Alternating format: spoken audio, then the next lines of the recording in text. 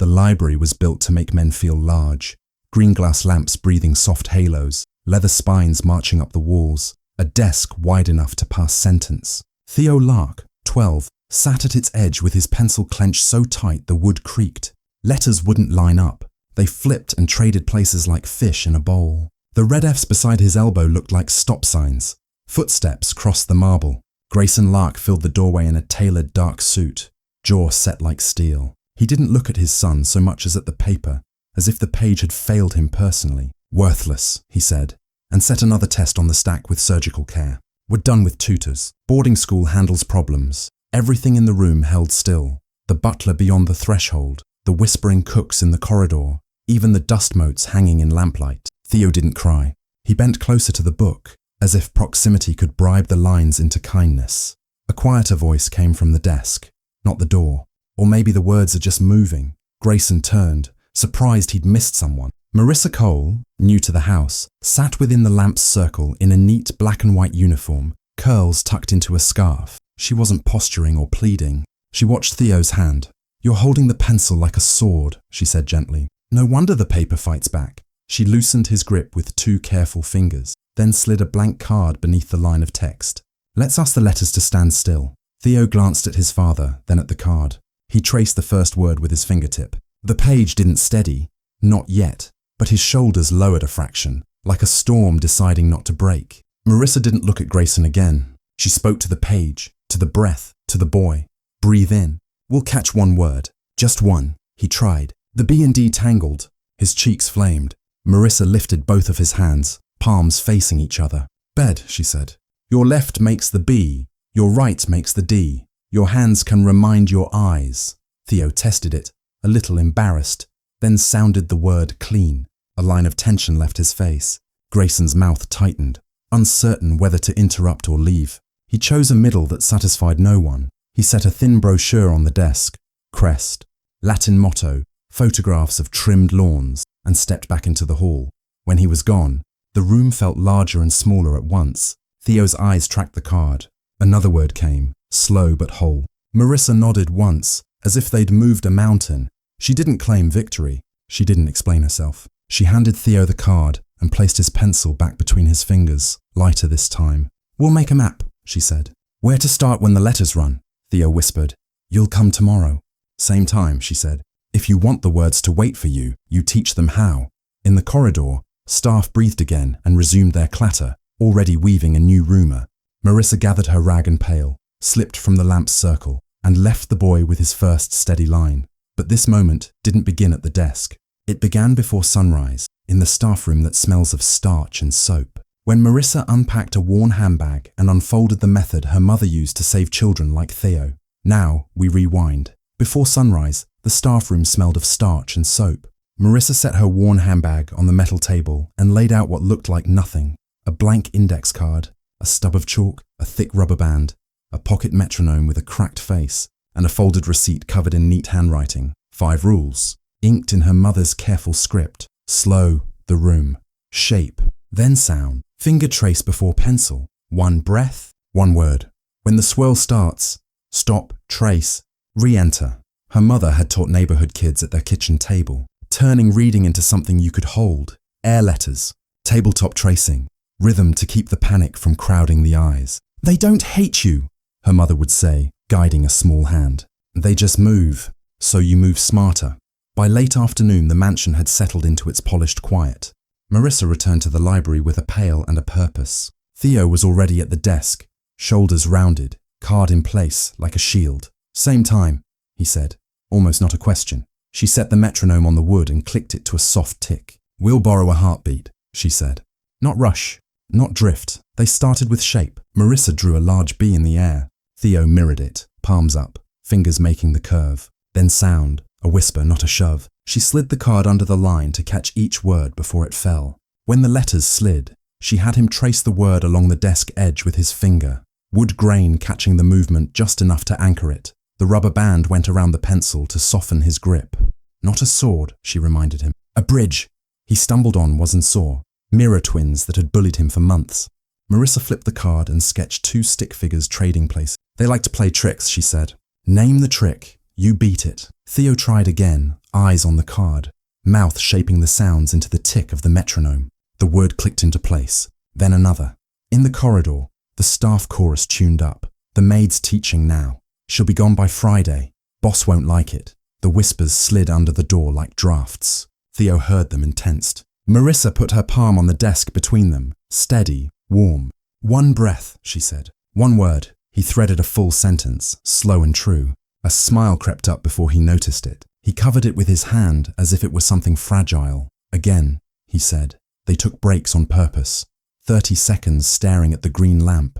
10 steps around the carpet while spelling a word. A palm echo where Theo spoke softly into his cupped hand and felt the shape of the sound. When you're alone, she said, your hand can be a teacher. By dusk, the wastebasket was empty. No torn pages. Theo copied the sentence once, then again, the second time cleaner. He slid the notebook toward her like an offering. Marissa nodded. Tomorrow we add corners, beginning, middle, end. Maps help when roads pretend to vanish.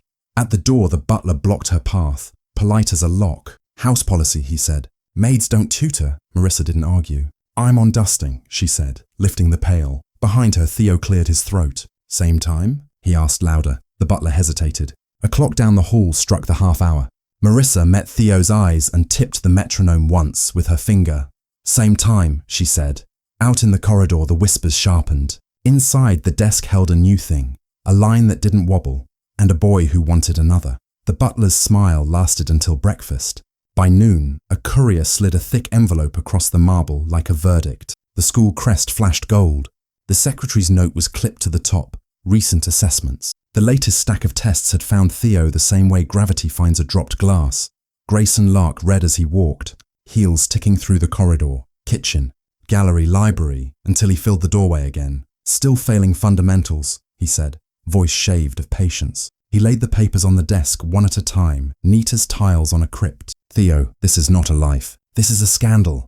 Theo's hand, good and loose the night before, cinched tight. The letters blurred. The green lamp threw its soft circle and could not make a harbour. Out in the hall, the staff chorus went silent, pretending not to listen with all their might. Boarding school will fix this, Grayson said. It fixes boys all the time. Marissa kept her eyes on the notebook. May I? She asked, not waiting for permission. She slid a blank card under the first line and clicked the metronome. Soft tick, borrowed heartbeat. One breath, one word. Theo tried. The swirl came fast, more storm than drizzle. He pinched the pencil until the rubber band squealed. Stand, Marissa said. Grayson blinked. What? Stand, she repeated to Theo, not to him. Theo stood. Marissa stepped back, paced a slow rectangle with him around the carpet's border. We move the word with the body, she said. Walk the syllables, tap the desk on the beats. On the second lap, he read the troublesome sentence like a string of stepping stones, hesitant, then clean. The relief came with a wobble, the way a newborn foal learns the floor. He smiled without teeth. Grayson's brow folded in a question he didn't ask. At the doorway, the butler planted himself again. House policy, he murmured, as if practice might turn the words true. Maids don't tutor. Marissa lifted the pail an inch. I am dusting while he reads, she said. She dusted the metronome, the edge of the desk, the blank card, slow circles that happened to be lessons. Grayson's phone vibrated. He answered in that other voice, the one built for steel and glass. Send the Latimer packet, he said. And forward admissions for St. Albion. Yes, the boy. Expedited. Theo's head jerked. He didn't look at his father. He looked at the page that had just held still and watched it start to move again. His breath shortened. Marissa put her palm on the desk where he could see it land. Stop. Trace. Re-enter, she said quietly. Your hand is the teacher. Theo pressed his fingertips along the desk edge, following the grain like a map. The panic didn't vanish. It obeyed the rule and stepped back. He read the sentence again, cleaner, faster, the rhythm returning. Grayson watched, expression unreadable. When the call ended, Grayson tucked the phone away like a blade. Paperwork goes out tonight, he said. Term begins in 2 weeks. Sir, the butler began, and then remembered his job was to be furniture, and stopped. Theo swallowed. I'm working, he said, almost to himself. Marissa didn't argue. She added one more tool, a whisper into the cup of his hand. A palm echo to make sound a thing he could feel. When you're alone, do this, she said. Your hand keeps your place when everyone else takes it. He nodded, throat tight. She let the metronome tick for a count of 20, then clicked it off. The silence rang. Grayson gathered the assessments and the brochure with the Latin crest. "Dinner at 7, he said, as if a schedule could solve what ached. He left without looking back. Theo stared at the doorway he'd just filled, at the space he always filled, and then at Marissa. 2 weeks? He whispered. She set the index card back on the line. 2 weeks, she said, which is 14 days of words that will learn to wait. In the corridor, the courier's footsteps faded. On the desk, the card held its ground. Theo bent to the page like a diver deciding to trust the water again. Down the hall, Grayson's voice carried low to his assistant. "Overnight the St. Albion forms. No exceptions. Overnight the St. Albion forms. No exceptions." The words followed Marissa down the service stairs like a draft that wouldn't seal. In the staff room, she set her handbag on the metal table and unfolded the receipt with 5 rules. A 6th line waited beneath them. Blank. She wrote, 6. Protect time, not pride. At 4, the laundry carts rolled. At 4:05, the library was dusting. Marissa clicked the metronome to a whisper and slid an index card beneath Theo's first line. 14 days, she said. Today, we learn what to do when I'm not here. Theo's jaw worked. They'll send me anyway. Maybe, she said. But the words will go with you. She taught self-rescue. Stop when the swirl starts. Trace the desk edge. Breathe to 4.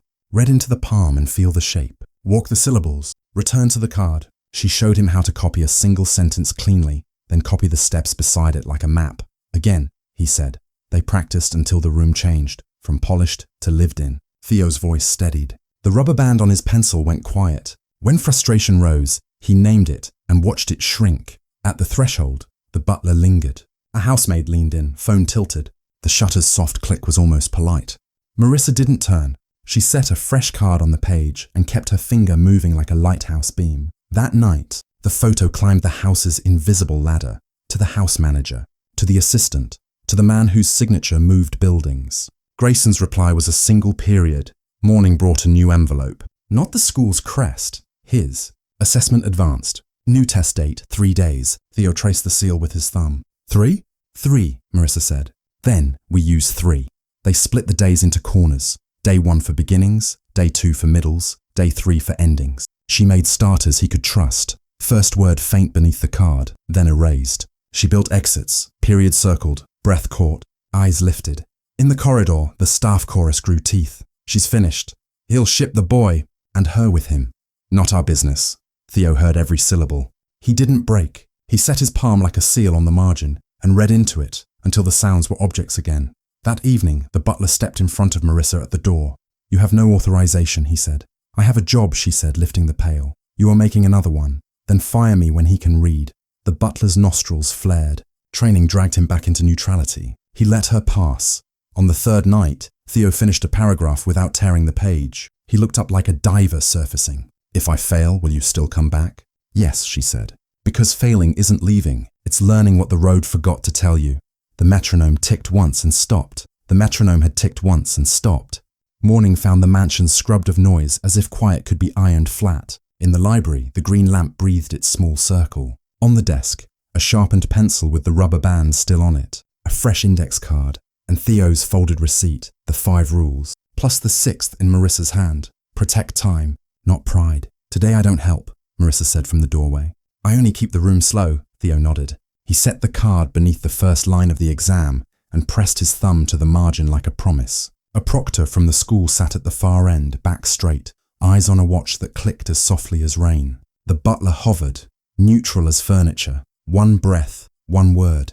The first sentence tried to break apart, was and saw doing their mirror trick. Theo lifted both hands, palms facing each other. Bed, he mouthed. Left hand B, right hand D, and the nervous humour of it let air into his chest. He traced the desk edge to feel the grain catch his fingertip, then read into his cupped palm, sound becoming something he could hold. The words settled. He moved the card. The next line held. Out in the corridor, a courier's shoes whispered past. Elsewhere in the house, Theo Lark rehearsed a different morning. Contract terms, skyline renderings, a pen heavy enough to sign a city. St. Albion forms by noon, he told his assistant. The reply came crisp. Overnighted. They'll call. Theo reached a long paragraph and felt the swirl begin. Letters lifting like birds. He stopped. Stop. Trace. Re-enter. He walked 5 slow steps around the carpet, counting syllables under his breath. then returned to the mark. The paragraph gave way, not cleanly, not beautifully, but honestly. He circled the period with a tiny dot, exit found, and let his eyes lift for one counted breath before he moved on. The test did not forgive. It also did not lie. When Theo rushed, it pushed back. When he slowed, it opened. The proctor watched his rituals with a face made for rules, and, by the end, a softness made for children. Time was called. Theo put down the pencil, the rubber band quiet. He looked toward the doorway. Marissa's hands were folded still. He found his breath, picked up the paper, and stood. "Walk it yourself," she said softly. The hallway lengthened the way hallways do when they hold verdicts. The staff chorus fell out of step. Even the clocks seemed to listen. Theo passed the marble, the gallery of photos where Grayson shook hands with men whose names made headlines, and stopped at the office with the skyline models. Grayson looked up, irritation ready, phone pressed to his shoulder. "Leave it," he said, then caught the proctor's seal and set the call down like it had teeth. He took the paper between two fingers, as if expecting it to burn, and read the first line, the top right corner, where the red marks used to live. Not red. The page trembled in his hand. For a moment he did not breathe. The office was very small and very large at once. His eyes lifted, sharp and lost at the same time. "How?" he asked. Theo didn't answer. He turned his head toward the doorway where Marissa stood, uniform plain, scarf neat, hands still. Grayson's question, "How?" hung between the skyline models like a cable with no bridge. Theo didn't answer. He looked toward the doorway. Marissa did not step in as a conquering hero. She stayed at the threshold the way she always had, palms flat against her skirt, waiting for the room to decide what it was. Grayson cleared his throat, as if arguing with the sound of it. "Inside," he said at last. She crossed to the desk. "The A lay there like a light source. I should fire you for insubordination," he began, almost on habit. The sentence kinked. He tried again. "You taught my son without permission. I dusted while he read," she said, "and I slowed the room." Grayson's mouth tightened at the deflection, and then loosened, the way a locked jaw remembers it has hinges. "Explain," he said, but softer. Marissa placed an index card on the blotter and the stub of a pencil with its rubber band. "He reads when time behaves," she said. "So we made time behave, shape before sound, finger before pencil. When the swirl starts, stop, trace, re-enter. He learned to hear words with his hand." She cupped her palm briefly, demonstration as small as a prayer. Nothing magic, just different. Grayson studied the card the way he studied a zoning map for a skyline. Skeptical, hungry. "Tutors, specialists flew in here. I wrote checks that could buy a wing." His voice shrank. "None of them."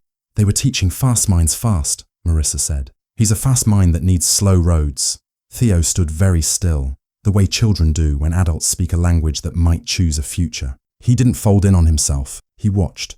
Grayson set the exam down, as if afraid he might crumple it by accident, afraid he might crumple without it. "You saved him," he said, and the words sounded like he had to learn a new mouth to say them. "Name your rate. From now on, you don't scrub floors. You will be his tutor." Marissa did not smile first. She glanced at Theo, then back. "Then let it be a job with room," she said.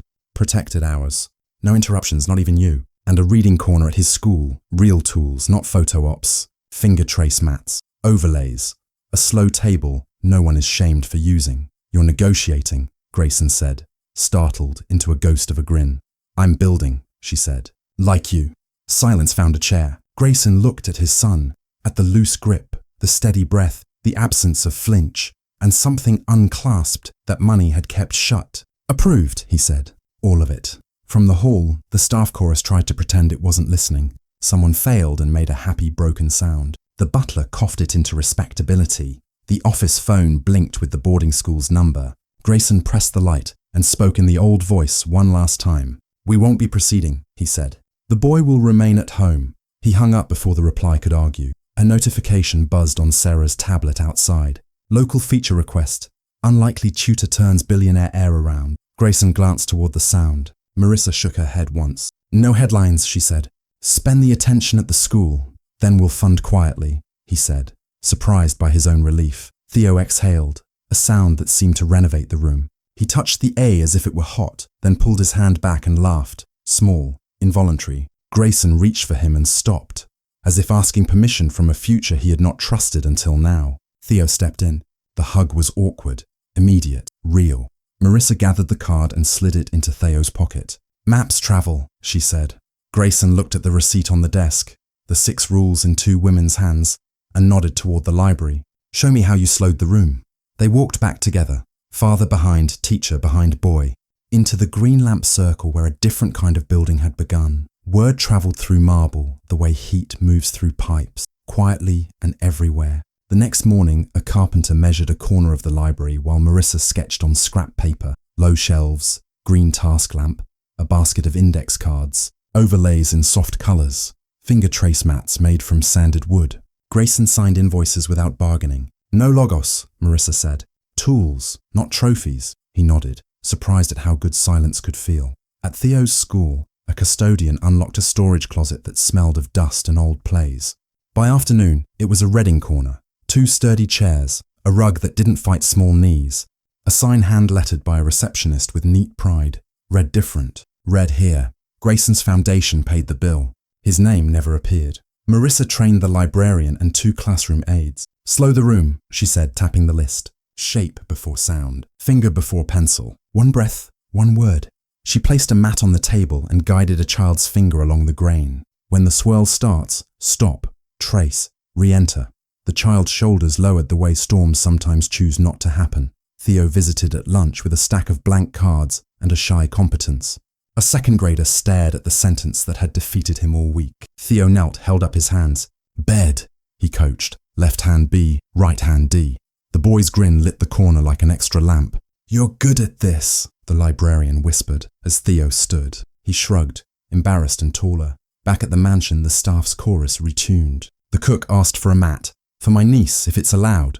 The butler hovered, then cleared his throat. "Miss Cole, if you have a list of recommended items, the house would be honoured to—" He stopped, unused to asking. Marissa wrote neatly: cards, bands, mats, patience.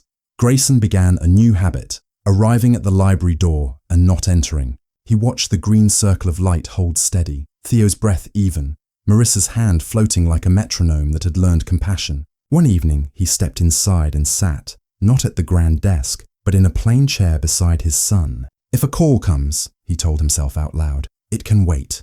Theo glanced over, surprised by the joke, then slid him a card. Grayson traced the blank edge with 1 finger, as if learning a foreign language by touch.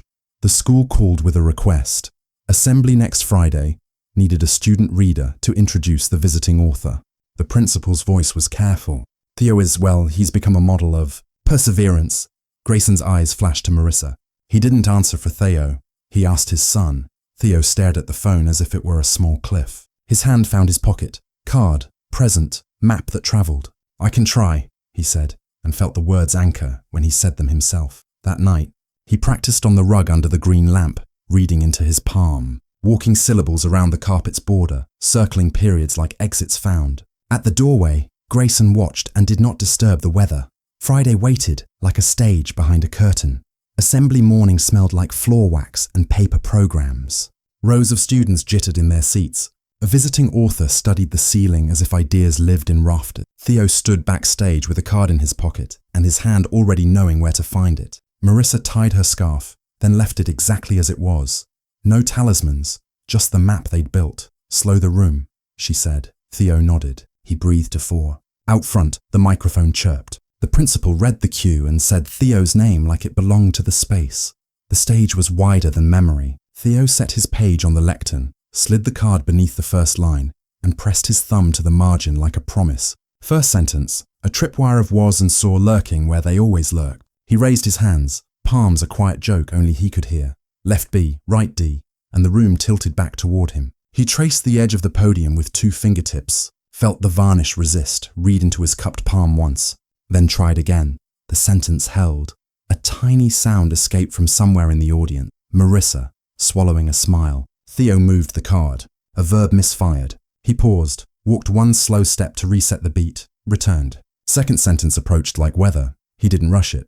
He kept it. The visiting author's eyebrows climbed. A teacher's face softened into something that had nothing to do with standards. Theo reached the period, circled it with his eyes, lifted his head for 1 counted breath, and gave the room the rest of the paragraph without losing himself inside it. Applause came in waves, first careful, then human. Theo blinked at the noise, at the idea that sound could be for him and not at him. He looked toward the aisle. Grayson stood there in a plain seat, not the front row, Hands together once, twice, no phone, no watch check. A man who had decided that some calls can wait. Back at the mansion, the library felt like a place that could keep a promise. The green lamp poured its steady circle. Theo sat on the rug with a new chapter open, traced the first line, and laughed when the letters stayed. Grayson leaned in the doorway and didn't fill it. He let it be a frame for a scene he hadn't known how to earn. Marissa crossed to the desk, set down a small box. Overlays, bands, a fresh stack of cards. On top, the receipt with 6 rules, and a 7th Theo had written in his own hand. Share the map. Reading Corner wants you next week, Marissa said. There's a kid who thinks he's broken. Theo flipped the card to him. Bring him to the slow table, he said, voice steady. We'll teach the words to wait. Grayson stepped fully into the room at last, not to command, but to sit. If a call comes, he said, smiling, it can wait. The lamp hummed. The page didn't fight. The house learned to listen. If this story resonated, share it with someone who reads differently. Want a printable slow reading toolkit? Marissa's 7 rules plus finger trace mats plus card templates. Comment, send the toolkit, and I'll generate it for you.